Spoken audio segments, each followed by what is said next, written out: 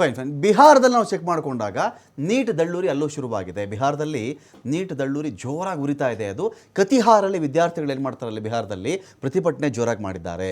ಧರ್ಮೇಂದ್ರ ಪ್ರಧಾನ್ ರಾಜೀನಾಮೆ ಕೊಡಬೇಕು ಅಂತ ಒತ್ತಾಯ ಮಾಡಿದ್ದಾರೆ. ಅಲ್ಲಿ ಪೊಲೀಸರು ವಿದ್ಯಾರ್ಥಿಗಳ ಮಧ್ಯೆ ದೊಡ್ಡ ಸಂಘರ್ಷ ಏರ್ಪಟ್ಟಿರೋದು ಬಿಹಾರದಲ್ಲಿ. ವಿಡಿಯೋ ಚೆಕ್ ಮಾಡ್ಕೊಳ್ಳಿ ನೀವು ಇದನ್ನು.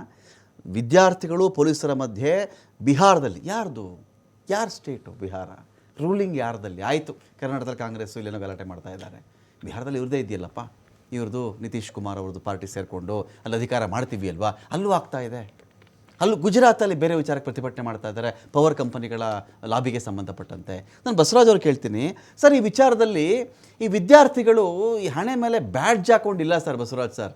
ನಾನು ಬಿ ಜೆ ಪಿಯವನು, ನಾನು ಕಾಂಗ್ರೆಸ್ ಅವನು, ನಾನು JDS, ನಮ್ಮಪ್ಪ ಅಲ್ಲಿಗೆ ಓಟ್ ಹಾಕ್ಬಿಟ್ಟಿದ್ರು, ನಮ್ಮ ಫ್ಯಾಮಿಲಿ ಪೂರ್ತಿ ಮೊದಲಿಂದ ಇವ್ರು ಭಜನೆ ಮಾಡ್ತಾ ಇದ್ರು. ಇದಿಲ್ಲ ಸರ್. ವಿದ್ಯಾರ್ಥಿಗಳು ಜೆನ್ಯೂನ್ ಆಗಿ ಒಂದು ಇಶ್ಯೂ ಇಟ್ಕೊಂಡು ಮಾಡಿದ್ರೇ ದೇಶಾದ್ಯಂತ ಏಕಕಾಲಕ್ಕೆ ಈ ಪ್ರತಿಭಟನೆ ಮಾಡ್ಲಿಕ್ಕೆ ಸಾಧ್ಯವಾಗುತ್ತೆ. ಇಲ್ಲದಿದ್ರೆ ಮಾಡೋಕ್ಕಾಗಲ್ಲ ಅಲ್ವಾ ಸರ್ ಅಂತ? ಖಂಡಿತವಾಗಿ. ಯಾಕಂದ್ರೆ ಮತ್ತೆ ಇದು ಏಕಾಏಕಿ ಉದ್ಭವಗೊಂಡಿರುವಂತ ಒಂದು ಪ್ರತಿಭಟನೆ ಅಂತ ನನಗೆ ಅನ್ಸೋದಿಲ್ಲ ರಮಾಕಾಂತ್ ಅವ್ರೆ. ಈ ತರದ್ದು ಹಲವು ಅನುಭವಗಳಾಗಿದ್ದಾವೆ. ಈ ಸಲ ಈ ನೀಟನೆ ನಮ್ಗೆ ಗೊತ್ತಿರುವ ಹಾಗೇನೆ ಇದು ಶುರು ಆದ್ಮೇಲೆ 6 ಸಲ ಪ್ರಶ್ನೆ ಪತ್ರಿಕೆ ಲೀಕ್ ಆಗಿರೋದು ನಾವು ನೋಡ್ತಾ ಇದ್ದೇವೆ.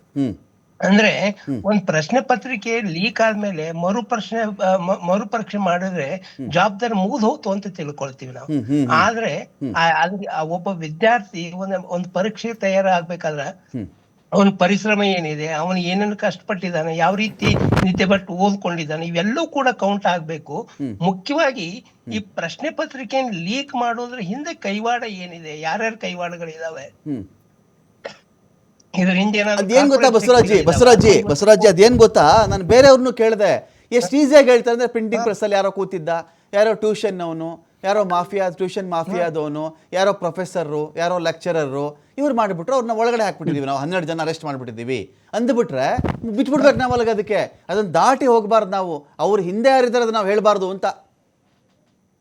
ಅಲ್ಲ, ಅದು ಇರ್ಲಿ ರಮಕಾಂತ್ ಅವ್ರೆ. ನಾನು ಇಷ್ಟೆಲ್ಲ ಹೋರಾಟಗಳು ಕಳೆದ 2 ತಿಂಗಳಿಂದ ನಡೀತಾ ಇದ್ರು ಕೂಡ ಅಧಿಕೃತವಾಗಿ ಒಬ್ಬ ಸರ್ಕಾರದ ಪ್ರತಿನಿಧಿಗಳು ಹೋಗಿ ಅವ್ರ ಜೊತೆ ಒಂದ್ ಸಂವಾದ ಮಾಡ್ಲಿಕ್ಕೆ ತಯಾರಿಲ್ಲ, ಮಾತುಕತೆ ಮಾಡ್ಲಿಕ್ಕೆ ತಯಾರಿಲ್ಲ, ಅಥವಾ ಮಾತುಕತೆ ಮಾಡ್ತೀವಿ ಬರ್ರಿ ಅಂತ ಹೇಳಲಿಕ್ಕೆ ಆಗ್ತಾ ಇಲ್ಲ. ಇದೇನ ಪ್ರಜಾಪ್ರಭುತ್ವದ ಆಡಳಿತವೋ ಅಥವಾ ಯಾವ್ದೋ ಸರ್ವಾಧಿಕಾರದ ಆಡಳಿತವೋ ಅಥವಾ ಸರ್ವಾಧಿಕಾರದ ಇನ್ನೊಂದು ಮುಖನೋ, ಅಥವಾ ನಾವು ಹಿಂದಿನ ಏನ್ ಇತಿಹಾಸದೊಳಗೆ ಹಿಟ್ಲರ್ನ ಕೇಳ್ತಾ ಇದೀವಿ ಅದಕ್ಕಿಂತ 10 ಪಟ್ನ ರೂಪಗಳನ್ನ ಇವತ್ತು ನಾವು ಕಾಣ್ತಾ ಇದೀವಲ್ಲ.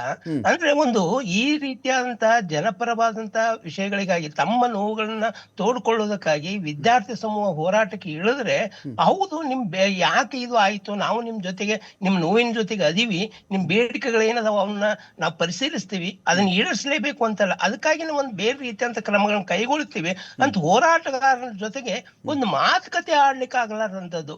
ಈ ನರೇಂದ್ರ ಮೋದಿ ಅವರು ಪತ್ರಿಕಾ ಜೊತೆ ಮಾತನಾಡ್ಲಿಕ್ಕೆ ಆಗ್ಲಿಲ್ಲ ಅಂತ ಬಿಡಿ, ಈ ತರ ಜನಪರವಾದಂತ ಚಳವಳಿ ಜೊತೆಗೆ ಮಾಡ್ತಕ್ಕಂಥವ್ರ ಜೊತೆಗೆ ಒಂದ್ ಮಾತುಕತೆ ಆಡುವಂತದ್ದು ಬೇಡವಾ? ಅವ್ರಿಗೆ ಆ ಇದನ್ನೇ ಇಲ್ಲ. ಹಿಂದೆ ನಾವು ರೈತ ಹೋರಾಟದೊಳಗೂ ಕೂಡ ಇದನ್ನ ಕಂಡಿದ್ದೀವಿ, ಮಣಿಪುರದ ಗಲಾಟೆ ಒಳಗೂ ಕೂಡ ಅದನ್ನ ಕಂಡಿದ್ದೀವಿ, ಪೊಗಾಟ ಹೋರಾಟದೊಳಗೂ ಕೂಡ ಆ ತರ ವಿನದ ಪೊಗಾಟದ ಹೋರಾಟದೊಳಗೂ ಅದನ್ನ ಕಂಡಿದ್ದೀವಿ. ಈ ತರದ ಈ ಹೋರಾಟ ಮಾಡ್ತಕ್ಕಂಥವ್ರ ಜೊತೆಗೆ ಸೌಜನ್ಯಯುತವಾಗಿ ಒಂದು ಮಾತುಕತೆ ಆಡುವಂತಹ ಇದ್ರೂ ಕೂಡ ಇಲ್ಲದಂತ ಇದೆಂತ ನಿರ್ಲಜ್ಜವಂತ ಸರ್ಕಾರ ಅನ್ನೋದನ್ನು ಕೂಡ ನಾವು ಗಮನಿಸ್ಕೊಳ್ಬೇಕಾಗ್ತದೆ. ಇದೆಲ್ಲವೂ ಕೂಡ ಈ ರೀತಿಯಂತ ಪದಗಳ ಬಳಕೆ ಆಗ್ಬೇಕಾದ್ರೆ ಕಳೆದ 12 ವರ್ಷಗಳಿಂದ ಏನ್ ಫ್ರಸ್ಟ್ರೇಷನ್ ಉಂಟಾಗ್ತಾ ಇದೆ ಅಲ್ಲಿ ಜನರೊಳಗಡೆ, ಅದ್ರ ಪ್ರತಿರೂಪವಾಗಿ ಇವತ್ತು ವಿದ್ಯಾರ್ಥಿ ಚಳವಳಿ ನಡೆದಿದೆ ಅಂತ ನನಗೆ ಅನಿಸ್ತದೆ.